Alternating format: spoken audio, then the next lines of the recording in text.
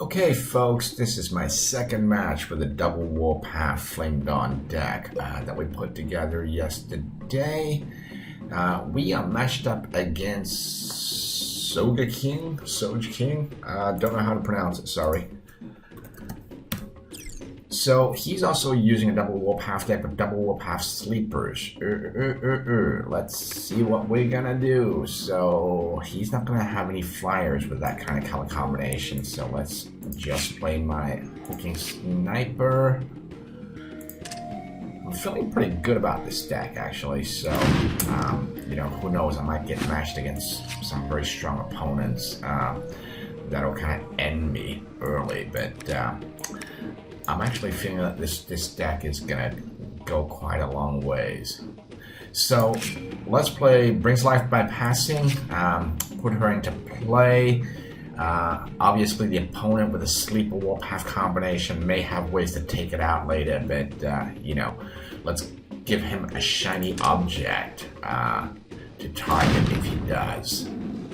Okay, so he's played Caretaker's ability onto Infectious Zombie. That makes Infectious Zombie very dangerous, particularly in early turns, because anything that it kills is going to be infected and you know, in effect, become one of his cards. So I'm going to have to be a little bit careful in terms of how I play it in the early rounds until I can get some big stuff out. So, I can also kill him off with and hunt it down as well, but, you know, let's save that for later, just in case he has some other big cards in play. So, you know, one of the worst things that I did when I was learning how to play draft was using all my good cards too early. And then in mid to late game, basically having, you know, wishing that I hadn't used those cards so that I could take out a really huge mob with it. So I'm going to play it safe and just defend for this round. Sorry, just hide for this round. Okay, he is also putting his own big stuff into play right now. So he's got his Enraged Hulker in play. Okay, what are we gonna do this round? So I can enrage my Hulker for 3, and then let's play a Wabbit. See how this one goes. So let's try to play it out a little bit. So if I enrage my Hulker, play these 2 cards. If he puts both cards in defense, let's hide these for a bit. So if he puts both his Hulker and his Infectious Zombie in defense, right, they're gonna eat up my 2 small drops. So I'm gonna save them for later because I'm gonna deploy a pack leader soon, and I've got another pack leader also in my hand. So let's see how this one goes. Okay, looks like he's going on the offensive. He's enraging his Hulker. Looks like it's going to be a race to see who does the most damage. And if that's the case, I've actually got a distinct advantage here. So, given that my pack leaders are many. Okay, so I got 1 resource left. Should I put Adaptive Scout in play?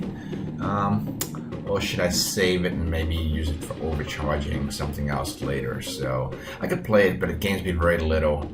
It's basically a full 4 drop. It's human, not beast, so it won't stack with the pack leader's bonus. Rite of Rage, nothing really good to use it on this turn, particularly against a Warpath sleeper deck. I mean, unless I can kind of time it just right and when, you know, basically avoid him playing a fight or something like that on my pack leader, but let's save it for now.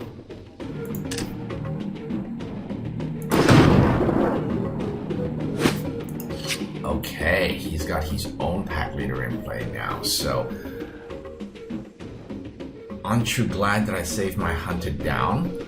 So he's gonna put his pack leader in play. I'm gonna hunt him down before he's able to basically use it. So hunted down, I need to exhaust 2 cards. That's why I also put the Killer Roo in play. Killer Roo has actually has haste, so I'm gonna exhaust my Wabbit and my Sniper, kill his pack leader, and put Killer Roo into play here. So the only danger that we face this round is that if he puts both these cards into play, and then I run into him. I run into his Hoker with my pack leader, but my gut feel is that he's going to attack and not defend. So, let's see.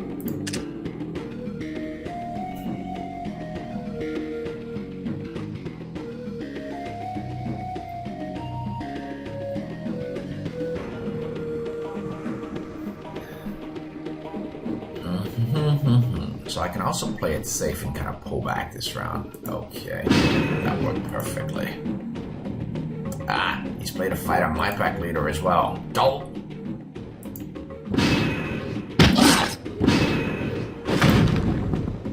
So, still ended up good for me. So he played a fight. He wasn't able to take me out. You know, how I wish I'd actually played that Rite of Rage on my pack leader last turn, because if I did, his fight would have actually buffed me instead of hurt me. So all in all, decent round.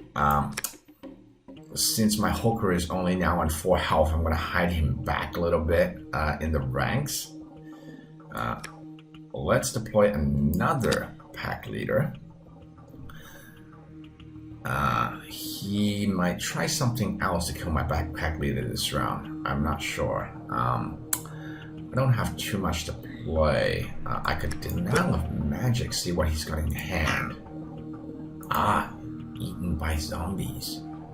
There we go. Let's get that out of hand.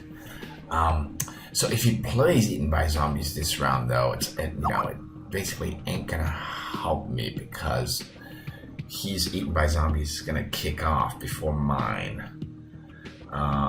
before my denial takes place. So, so he could well eat one of my characters. Why don't we hide this round so he doesn't have many options either? So, and next round I'm gonna have 2 pack leaders, which is gonna really piss him off. Okay, let's do this. Since we have 1 resource left, let's just waste it on this. So I don't think his Sniper is gonna stay in support, but who knows? Yep, exactly what we thought he'd do. There we go.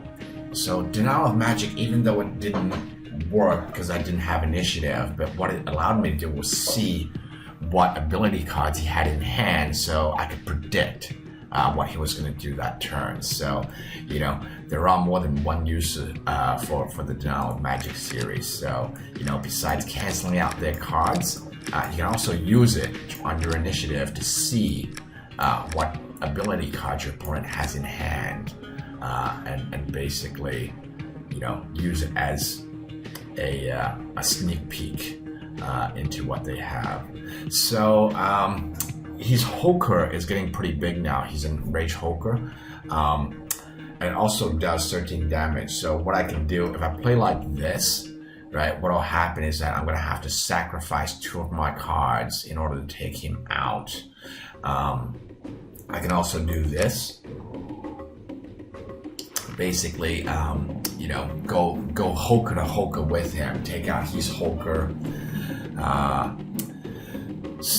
But again, it's still going to be 2 cards that I'm going to lose. So, whichever way you look at it, there's going to be a cost involved and taken out his Hoker. So let's keep it this way. So, you know, exchange a Hoking Sniper and a Killaroo for his Hoker. He can also play a leader into... Well, actually, if I do that, he's going to take out 3 of my cards, so I better move it up. He can also play in a leader as well this round. So, yeah, choices. Let's see. So let's put that into play, and it's time to put Mordecai into play as well because he's starting to get low on health. So let's do that.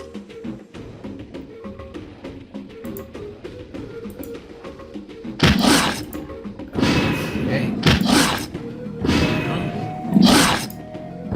Yep, it's a good game time. Thank you very much.